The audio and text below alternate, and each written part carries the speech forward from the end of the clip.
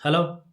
అందరికీ ముఖ్యంగా నమస్కారం తెలియజేస్తూ, మరి గత 2 రోజుల కిందట గూడా 'పుష్ప 2' మూవీ రిలీజ్ అయిన సందర్భంగా మన జాతీయ హీరో అయినటువంటి అల్లు అర్జున్ గారు, మరి ఆయన సినిమా రిలీజ్ అయిన సందర్భంగా హైదరాబాద్‌లోని సంధ్యా థియేటర్‌కు రావడం జరిగింది.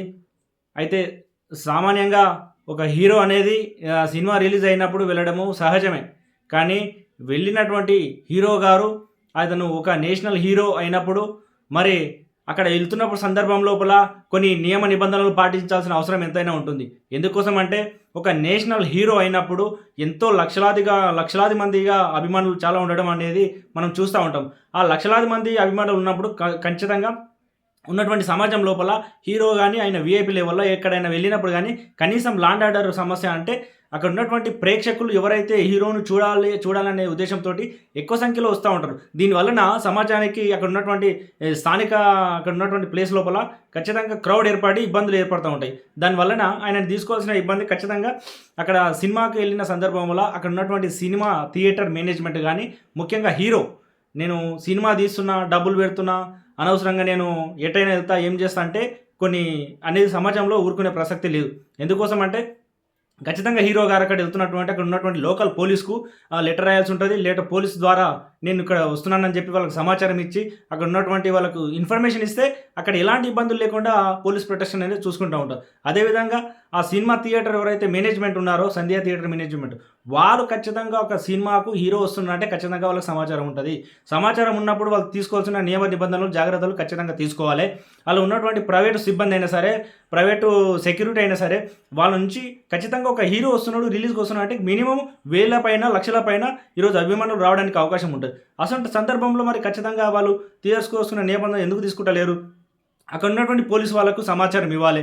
సమాచారం ఇస్తే అక్కడ ఉన్నటువంటి లోకల్ ఎస్‌హెచ్‌ఓ, ఎస్ఐ గారు ఖచ్చితంగా అక్కడ ఉన్నటువంటి థియేటర్ పరిసరాలలో గాని ప్రతి ఒక్కరు కూడా అక్కడ జాగ్రత్తలు తీసుకోవాల్సిన అవసరం ఉంటది. మరి ఇలాంటివి కూడా ఎక్కడ తీసుకోకుండా ఆ సినిమాకు చూడడానికి వచ్చినటువంటి ఒక మహిళ కావచ్చు, ఒక వాళ్ళ అబ్బాయి కావచ్చు, అక్కడ ఉన్నటువంటి క్రౌడ్ లోపల తోసుకునే లోపల కిక్కిరిసిపోయి ఆ జనాల లోపల ఊపిరాడక తొక్కిసలాటలు చనిపోవడం జరిగింది.